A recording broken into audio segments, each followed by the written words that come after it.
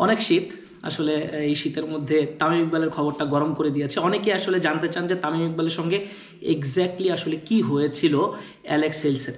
আসলে বিষয়টা কি, রংপুর রাইডার্স এবং ফরচুন বরিশাল, আপনারা সবাই জানেন যে দুইটা কিন্তু হেভিওয়েট দল, এবং যেটা ভাবা হচ্ছে যে এবারের আসরে, বিপিএল আসরে এই দুইটা দলই আসলে চ্যাম্পিয়ন ফাইট দিতেই নেমেছে। এবং তাদের যে পারফরমেন্স, তাদের যে বলবো যে ইগো, তাদের যে আসলে বিহেভিয়ার, তারা সেটা আসলে বোঝা যাচ্ছে যে রংপুর রাইডার্স এবং ফরচুন বরিশাল এই দুজনের মধ্যেই যে কেউ আসলে চ্যাম্পিয়ন হতে পারে।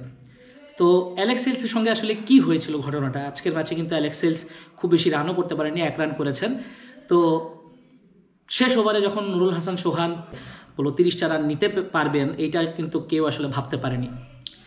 তো যখন আসলে হ্যান্ডশেক হয়, যেটা আসলে ক্রিকেটের স্পিরিট হিসেবে আসলে আমরা দেখি যে প্রতি ম্যাচের শেষে দুই দল আসলে হাত মেলায়, ওই সময়টায় অ্যালেক্স হেলস কি করেছে, যখন তামিম ইকবাল এবং অ্যালেক্স হেলসের মধ্যে করমর্দন হয়েছে, হ্যান্ডশেক হয়েছে, ওই সময়টায় মানে কোনো একটা ভঙ্গি করেছে যেটা আসলে তামিম ইকবাল ধরে ফেলেছেন। এবং তামিম ইকবালের কাছে মনে হয়েছে যে অ্যালেক্স হেলস কিছু বলতে গিয়েও আসলে বলেননি, খুব ব্যঙ্গাত্মক একটা ফেস ক্রিয়েট করেছেন তামিম ইকবালের সঙ্গে হ্যান্ডশেকের মুহূর্তে। তখন তামিম ইকবাল তেরে গিয়ে বললেন যে বি এ ম্যান। মানে তামিম ইকবালের আশেপাশে সারাউন্ডিংসের যেই সূত্রগুলো আসলে আমাকে জানিয়েছে, যে বলেছিলেন যে বি এ ম্যান কী বলতে চাস বলে ফেল, মানে এরকম আর কি বিষয়টা। তো ওই দিক দিয়ে আবার যখন এটা তামিম ইকবাল যখন রিপ্লাই দিয়েছে, ওই দিক থেকে অ্যালেক্স হেলস তেরে আসছিল। মানে সব মিলিয়ে আসলে একটা মানে হাড্ডাহাড্ডি মারামারির একটা অবস্থা তৈরি হয়েছিল, যেটা হয় উত্তপ্ত বাক্য বিনিময় হয়।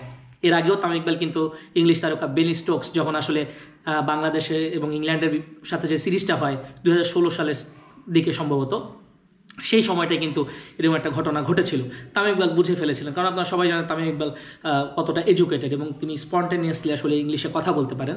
তো তিনি আসলে ওই ব্রিটিশ অ্যাকসেন্টগুলো বুঝেন আর কি, মানে সব কিছু কী বলতে চায় সেটা কিন্তু তিনি বুঝে ফেলেন এবং ধরে ফেলেন, পরে সেটা আসলে ইন্টারপ্রেট করেন বাকি ক্রিকেটারদের। তো সেই সময় কিন্তু বেন স্টোকসের সাথে একটা ঝামেলা ছিল। সেদিন কে ছিল জানেন? তামিম ইকবালের পাশে সাকিব ছিল। সাকিব সেদিন থামিয়েছিল।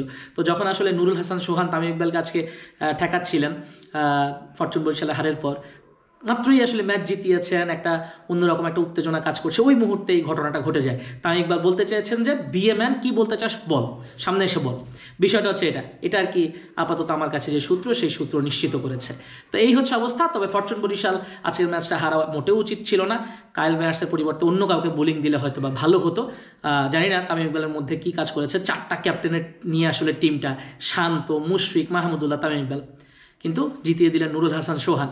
তো সোহানের জন্য ভালো হয়েছে, তার ক্যারিয়ারের জন্য ভালো হয়েছে, তিনি টি-20 দলে আসতে পারেন হয়তোবা, এই ইনিংস দেখেই হয়তোবা তাকে নির্বাচকরা আবারও ব্যাক করাতে পারে, এবং তিনি কিন্তু টেস্ট এবং টি-20তে খেলার মতো যোগ্য। কারণ তার যে যোগ্যতা, তার যে পারফরমেন্স, তিনি যেই জায়গায় নামেন সেই জায়গায় সবসময় তিনি প্রুফ করে এসেছেন, এবং গ্লোবাল সুপার লিগ জিতে এসেছেন, সবচেয়ে বড় কথা। তো নুরুল হাসান সোহানকে অবশ্যই টি-20 দলে বিবেচনায় রাখা উচিত, তাকে দলের সঙ্গে রাখা উচিত।